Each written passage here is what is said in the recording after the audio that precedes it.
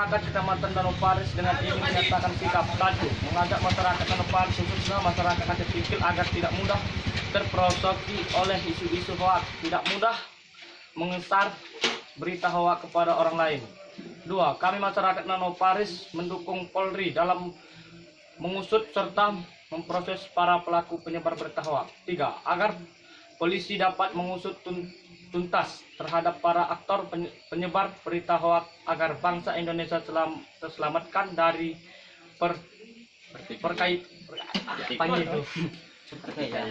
perkayaan horizontal karena muncul adu domba penyebaran kebencian terhadap suku, etnis maupun agama tertentu. Empat, mari kita selamatkan daerah kita Kecamatan Danau Paris ini khususnya Kabupaten Aceh Singkil dari isu-isu dan ujaran kebencian melalui kegiatan serta keamanan maupun kegiatan positif lainnya, serta kita kembali kepada moto bahwa daerah Kabupaten Aceh Singkil merupakan daerah yang bermartabat.